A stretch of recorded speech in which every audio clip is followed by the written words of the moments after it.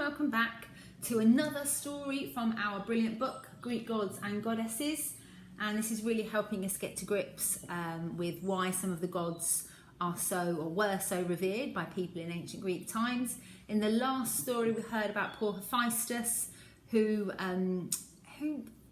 was a bit of a lump and ended up being cast out by his mum.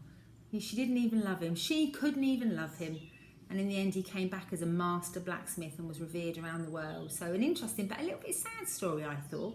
So today we are going to read Twin Eagles, and it's a story about Artemis and Apollo.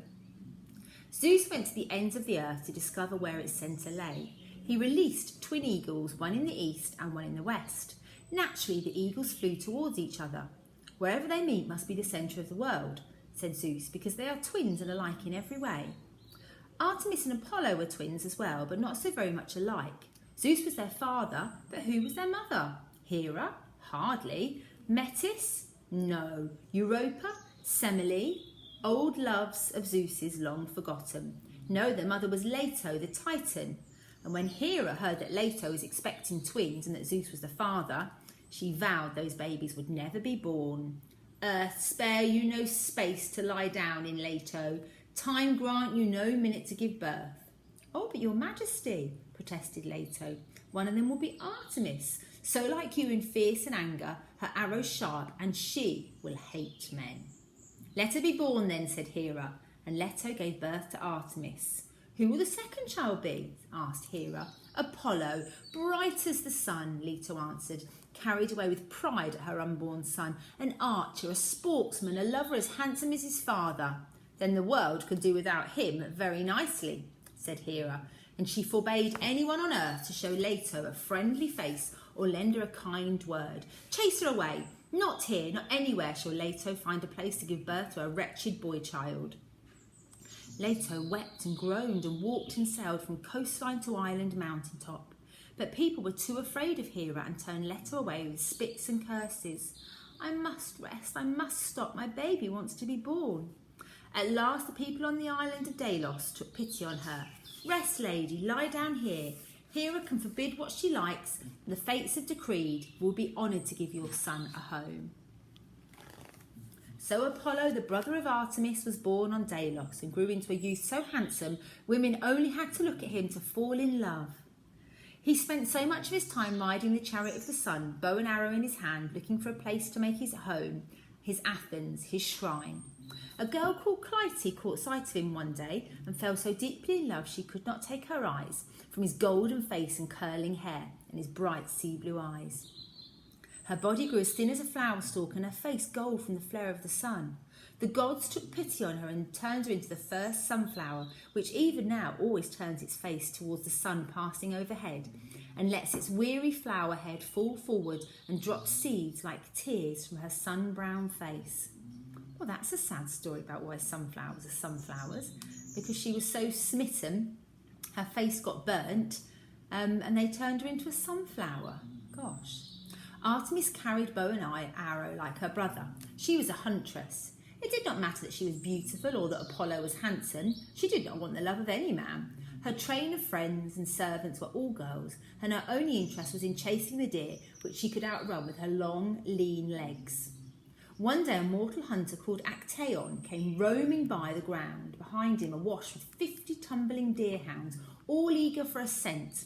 Now and then a dog would throw up his head and sniff, a rabbit, a wolf, but as yet no deer had broken cover. Hearing the bubbling of a river, Actaeon wondered if he might catch a doe or a stag. So softly, without breaking a twig or crushing one dry leaf, he wormed his way through the bushes to see. What he saw was more intriguing than any deer. A group of maidens bathing in the river. Their dresses and bows and quivers hung along the tree branches. Their empty shoes all lined up. Toe to heel on the bank, they floated idly from one raft of lilies to another, flicking water in each other's faces and laughing. At the centre swam the hunter goddess herself. And there they are there. There he is watching on. And there's his deerhounds in the picture.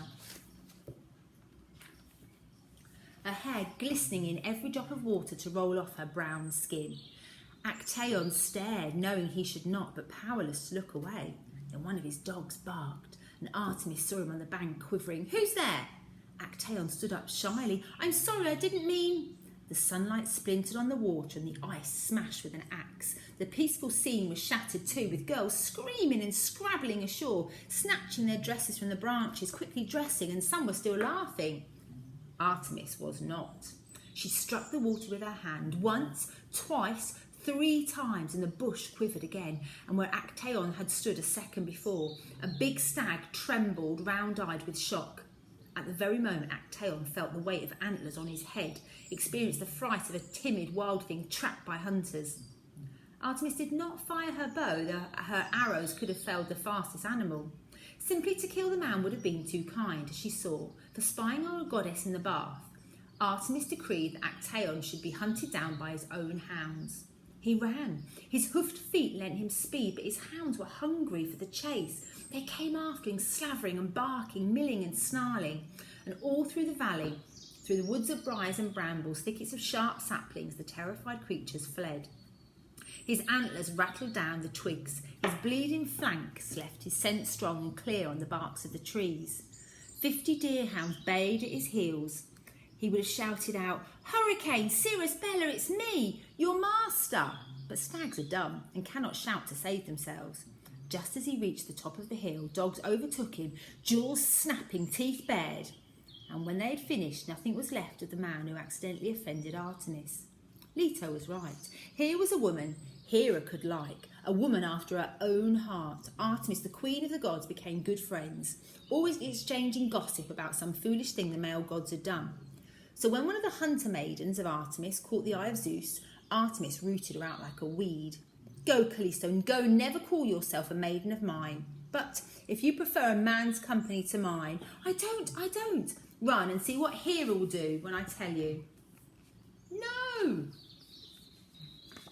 Callisto ran as Actaeon had run, not from Artemis, but to get help. She ran along river banks and through woods uphill until the high home of the gods. "Zeus, help me! My lady Artemis knows. She's going to tell." Zeus heard her calling, but so did Hera, and the queen ran to the window and, peering this way and that, tried to catch sight of the lithesome nymph. Her hand rose to strike, and Zeus hurled a magic thunderbolt so that where a moment before Callisto had been running, a great brown bear ambled through the groves of Olympus, soft and furry with an unborn cub. Too late. Hera had seen the transformation that Zeus had done. "Do you suppose that you will save her that way?" asked Hera, spiteful with scorn. She cupped her hands around her mouth and called to her friend, "Oh, Artemis, do you see a bear is loose on your hunting ground? A dangerous bear is loose." The bear quickened its loping stride. It cast its brown eyes towards heaven and whined softly. It ran through the rivers in bursting, shining spray, looping upwards toward the dust-darkening sky, and behind it came Artemis the huntress, with Actaeon's hounds at her heels and her maidens running. The bear had reached the cloudy citadel, but Hera had locked them. She'd locked the gates. Callisto the bear reared up on his hind paws and turned to meet the dog and the arrow of Artemis. Hera leant eagerly out of the window of heaven to watch the sport. But behind her a voice called, "Do you suppose you will destroy her that way? Do you suppose you're more powerful than shining Zeus?" And Zeus threw a magic sheet lightning to the bear Callisto leapt high into the sky, dissolving into furry blackness outlined in the stars. Soon after, when the constellation of the Great Bear in the night sky, a smaller star group followed her, Callisto's bear cub son. And though Artemis still shoots at mother and child, her arrows fall harmlessly back to earth, because the great and the little bear are made of the night air. From her starry park in heaven, Callisto and Arcas have witnessed the small lives and great events of history. The first sight they saw was the pair of twin eagles meeting in the sky, dropping down to perch on a pillar of stone. Zeus's eagles had found the centre of the world. And who do you think made his home there at the centre of the world? Artemis's twin, of course. The handsome, the vain, the marvellous, the cruel, the mighty, the selfish Apollo. "My half-brother," said Hermes to the monster. Argus did not appear to be listening, but the eyes along its knobbly spine scanned the sky in search of eagles. Argos who sees all was also Argos who hears all, and not one of Hermes' words so far had escaped its small flickering ears. It stamped one foot, as if to say, "Go on, tell me another story." As I was reading that story about the constellation, the Great Bear, and there's a picture there, I remembered that when we were in the planetarium at the Space Centre, the man had also told us that story when he showed us the constellations in the giant dome above our head. And I remember thinking then what a fantastic story that was as to the creation of the constellations, which always amazed me. If you're enjoying these stories, tune into the next, which is Two Loves of Apollo. See you next time.